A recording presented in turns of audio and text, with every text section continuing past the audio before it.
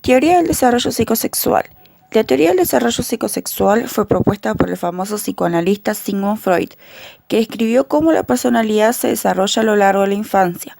Es una de las teorías mejor conocidas de la psicología, aunque también es una de las más controvertidas.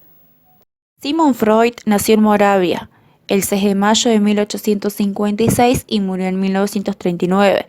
Fue estudiante de la Escuela de Medicina en la Universidad de Viena por 8 años y es considerado el padre del psicoanálisis y también un gran pensador que sigue influyendo en la psicología moderna. Freud fue médico neurólogo y estuvo en contacto con los delincuentes de la mente hasta llevarlo a desarrollarse en el campo de la psicología.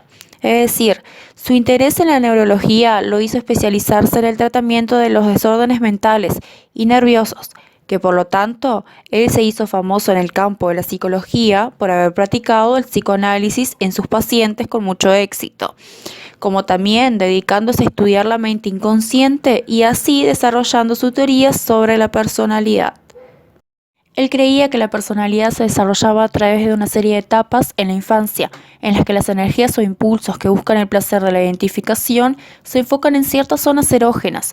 Esta energía psicosexual o líbido, él la describió como la fuerza impulsora detrás de la conducta, que podemos decir que el concepto de energía psíquica o líbido forman un papel importante en la teoría del desarrollo psicosexual, ya que es en función de sus destinos o fijaciones que el niño podrá transitar normalmente o no las 5 etapas del desarrollo psicosexual.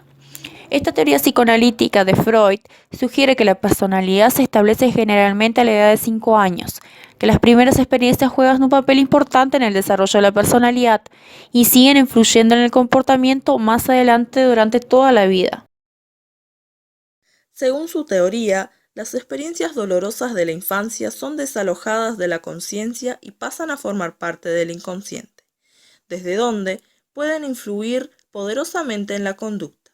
Como método de tratamiento, el psicoanálisis procura llevar estos recursos a la conciencia para así liberar el sujeto de su influencia negativa. El psicoanalista Sigmund Freud creía que el comportamiento y la personalidad derivan de la interacción constante y única de fuerzas psicológicas conflictivas que operan en 3 diferentes niveles de conciencia: el consciente, el preconsciente y el inconsciente. Cada persona posee también una cierta cantidad de energía psicológica que forman las 3 estructuras básicas de la personalidad: el yo, el yo y el super-yo. Esas 3 estructuras tienen funciones diferentes y actúan en distintos niveles de la mente. Según Sigmund Freud, cada componente añade su propia contribución única a la personalidad y los 3 elementos trabajan juntos para formar comportamientos humanos complejos. El ello está presente desde el nacimiento. Es completamente inconsciente e incluye los comportamientos instintivos y primitivos. El ello es impulsado por el principio del placer, que se esfuerza por lograr la satisfacción inmediata de todos los deseos y necesidades. Si estas necesidades no se satisfacen inmediatamente, el resultado es un estado de ansiedad o tensión. El ello es muy importante desde los momentos más tempranos de la vida, ya que asegura que se satisfagan las necesidades de un bebé. Por ejemplo, si un bebé tiene hambre o se siente incómodo, él o ella van a llorar hasta que las demandas del ello sean satisfechas. El yo se desarrolla a partir del primer año de vida, a continuación del ello. Es el componente de la personalidad que se encarga de tratar con la realidad. El yo funciona basándose en el principio de la realidad, que se esfuerza por satisfacer los deseos del ello de forma realista y socialmente adecuada. En muchos casos, los impulsos del ello pueden ser satisfechos a través de un proceso de retraso de la gratificación, y el yo finalmente permitirá el comportamiento que busca el ello, pero solo en el lugar y momento adecuado. Sin embargo, el yo también descarga una tensión creada por los impulsos no satisfechos a través de un proceso secundario en el cual el yo trata de encontrar un objeto en el mundo real que coincida con la imagen mental creada por el proceso primario del ello. El super-yo comienza a partir de los 5 años y es el aspecto de la personalidad que contiene todos nuestros estándares morales interiorizados e ideales que adquirimos de ambos padres y de la sociedad, es decir, de nuestro sentido del bien y el mal. Por lo tanto, el super-yo nos proporciona directrices para hacer juicios. Existen 2 partes fundamentales del super-yo: el ideal yo, que incluye las reglas y normas para el buen comportamiento, y la conciencia, que incluye información acerca de las cosas que son consideradas por los padres y la sociedad. El super yo actúa para perfeccionar y civilizar nuestro comportamiento, ya que trabaja para suprimir todos los impulsos inaceptables del ello y se esfuerza por hacer que los actos del yo se encuadren en las normas sociales, más que en principios realistas. Sin embargo, está presente en todos los niveles de la personalidad. Freud propuso que el desarrollo psicosexual tiene lugar en los primeros años de vida del niño, siendo cruciales para la formación de la personalidad adulta. Este desarrollo consta de 5 etapas o estadios psicosexuales, los cuales representan el recorrido de la libido o impulso sexual a través de diferentes zonas del cuerpo, siendo estas la fuente de placer o de frustración para el niño. Estas partes erógenas, por ser particularmente sensibles a la estimulación sexual y erótica, son la boca, el ano y los genitales del niño. A lo largo del desarrollo psicosexual, solo una parte del cuerpo es particularmente sensible a esta estimulación. La libido hará su recorrido por estas diversas partes del cuerpo del sujeto, siendo y cuando haya podido resolver los conflictos característicos a cada etapa del desarrollo psicosexual. Las etapas de la teoría del desarrollo psicosexual de Freud son las siguientes: etapa oral, etapa anal, etapa fálica, la de latencia y la genital. Etapa oral. Comprende desde el primer año de vida, su primera zona erógena es la boca. A través de la boca es donde el niño obtiene el placer de tomar el pecho materno, colocar objetos en su boca, a través de succionar y morder. Finaliza con el destete, donde opera por sí mismo como un conflicto que priva al niño desde la satisfacción o el placer que tanto demanda su libido centrada en su boca.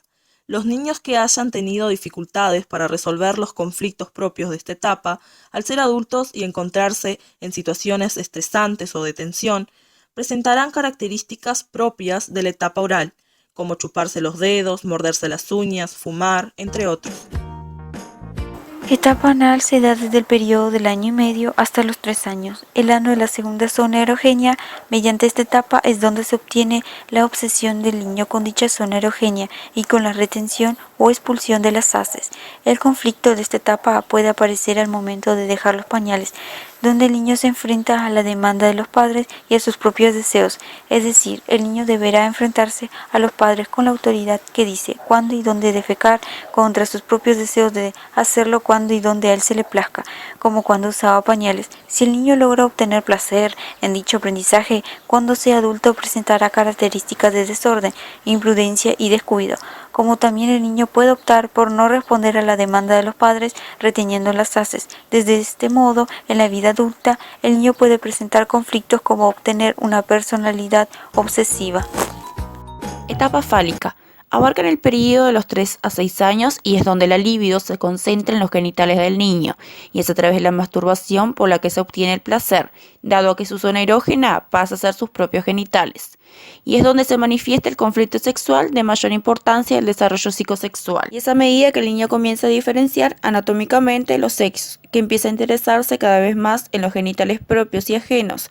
Psicológicamente se ponen en juego la atracción erótica, el resentimiento, la rivalidad, los celos y el miedo, como también son vistos a masturbarse. Como también el niño comienza a hacer el papel de su padre para ganarse el amor de su madre, es decir, a imitar su comportamiento como actitudes y comportamientos. Y es así como el niño resuelve el conflicto del complejo de Edipo con la asimilación del papel de género masculino. El conflicto representado por el complejo de Edipo en el niño radica que surge en él deseos de ídole sexual con su madre. Es por eso que el padre aparece entonces como un rival a vencer, pero al mismo tiempo aparece el miedo ante la rivalidad con el padre, quien puede llevarse lo más amado para él, su madre. En las niñas, el complejo de Electra comienza a actuar cuando se empieza a sentir deseos sexuales con el padre, pero además descubren que no tienen pene como los niños. Se da en el caso del ser varón.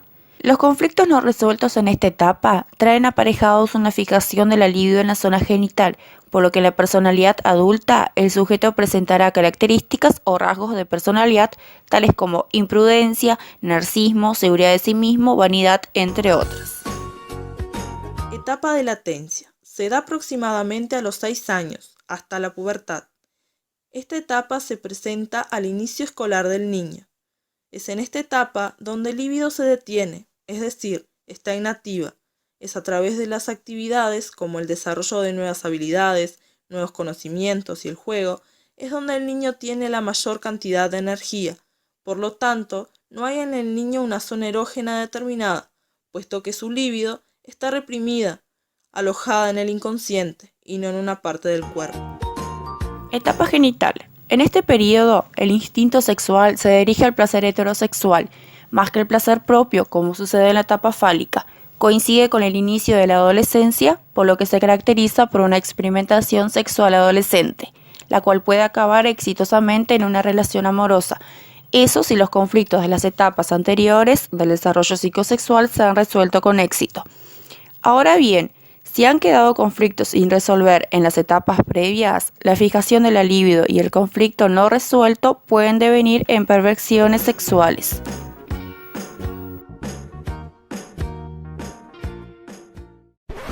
Created using Powtoon.